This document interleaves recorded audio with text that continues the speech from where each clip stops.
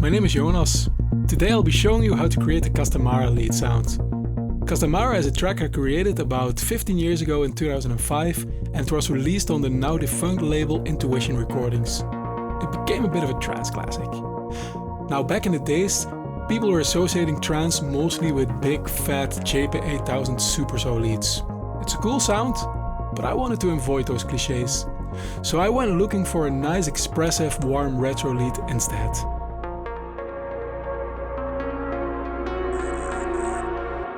This is the Korg Polysix.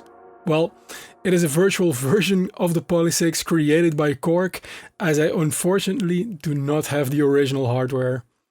The original Korg Polysix was a 6-voice analog polysynth released in 1981, which makes it 1 year older than yours truly. In 2004, a little before I started writing Castamara, Korg released a Legacy collection. This was a bunch of virtual instrument recreations of some of their classic synths, and the Polysix was included. Now, how do we get this to become this?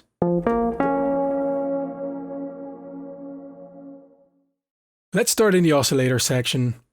We'll set octave to 16 feet. By the way, this is expressed in feet, as that is how octaves worked on pipe organs. Double the pipe length, for example from 8 to 16 feet, and the sound will become 1 octave lower. That's pure physics. We'll keep using the saw waveform, it's okay, and the pulse width settings, will zero them, we don't need them. Also, a sub oscillator is not needed. So until now we have a sound like this. Still just almost a regular sound, nothing interesting. This is a monolith, so we'll make it unison. Unison, the tune can be on 0. The unison spread will put it about 4, and analog can remain as it is. Voices will put them on 3 because that's more than enough. What do we have until now? Already a little bit more spread, but it's still not there yet, of course. Now we'll move to the filter section here. The cutoff should be fairly low, about 230. Let's put it like that. The resonance also just a little bit, maybe 150, something like that. So now we almost have nothing left because the filter is so deep. Now the envelope generator intensity, that's something that we'll need to set to about 140. So the envelope will affect the filter now. And here we already start to hear some interesting sound evolving. Keyboard tracking about 25%. Voila. And then the envelope itself, attack can stay on 0. The decay, let's put it on 3. Sustain also 3. And release half of that around 150. Let's say 140 is okay. We'll also kick the attenuator up a little bit because we lost quite a bit of volume. Let's hear what we have now. That's already almost getting there. Do you hear it? And now we go to the place where the real magic happens, the modulation.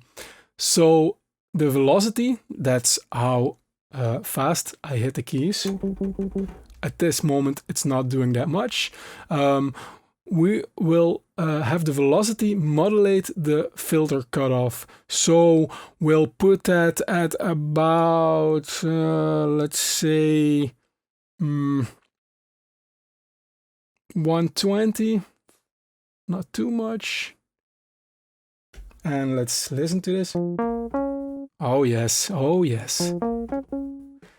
Also the VCA gain a little bit. Just something like that. And as you can hear now, if I play softer, the filter stays closed. And if I play a little bit harder, the filter is opening. And if I'll play the melody and vary a little bit and, you know, play it with a little bit of feeling, you get this very nice expressive lead.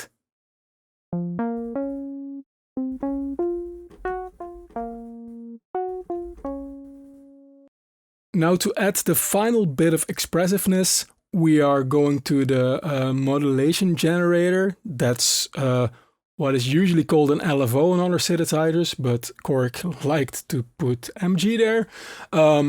We are going to create a delayed vibrato. So the frequency of the LFO will be around 6. The delay should be quite long, maybe 6 seconds. I don't know if this is seconds, this is milliseconds probably. The level as low as possible. It's quite difficult to set. Yeah, 10, that's perfect. And we'll have it modulate the VCO. What happens now is if I play a longer note, then after the delay has expired, the LFO will start modulating the oscillator frequency, so it will start adding a kind of a vibrato. It sounds like this.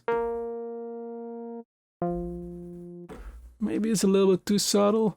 Let's crank it up maybe to 20.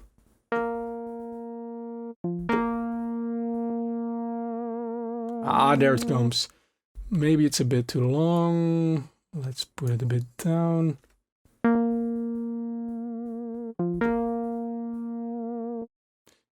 You hear the vibrato is entering when you are playing longer notes, and it gives you a little bit more expressiveness. And now the final touch, and here we get the advantage of this being a software synthesizer. It has built-in effects, and we're not going to use anything crazy, but a very nice thing here is the dynamic compressor.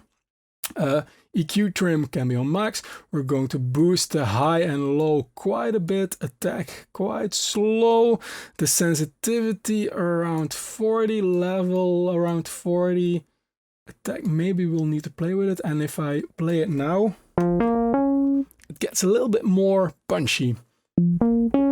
And that's also a very important part of the sound here. So I think we are already there. The raw sound straight from the Polysix is finished, and as you can hear, this is already almost the thing you remember from Castamara. The only thing that is left is some effects, but first let's listen to this raw sound.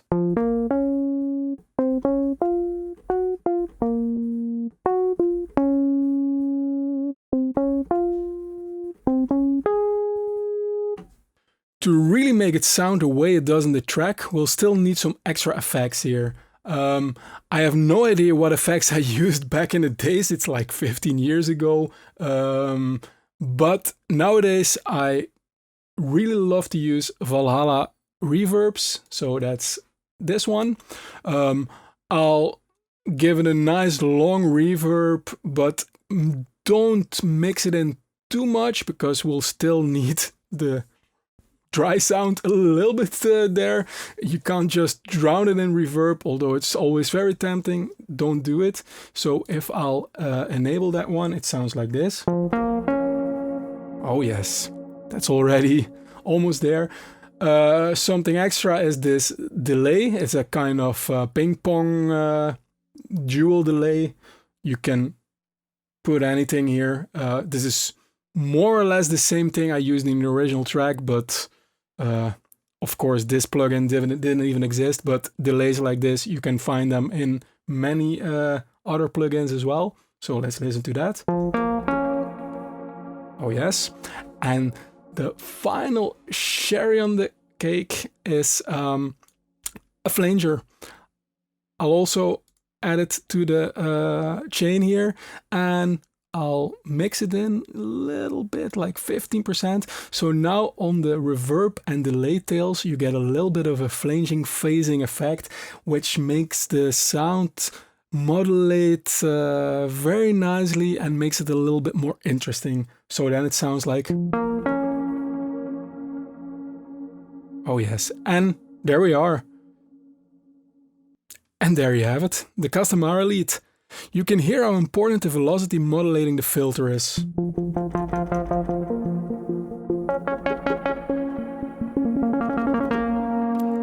It really allows you to affect the sound quite dramatically by the way you play.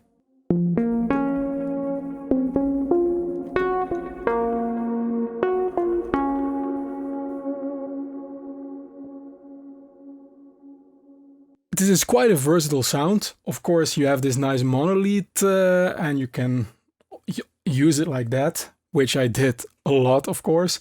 But you can also make it poly, and then you have a nice plucky chord sound, for example. You can play things like...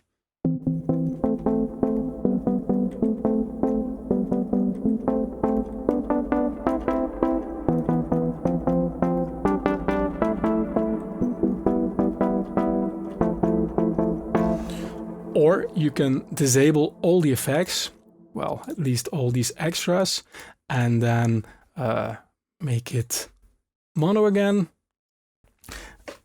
Go a few octaves below, and then you have a big fat bass sound, of course.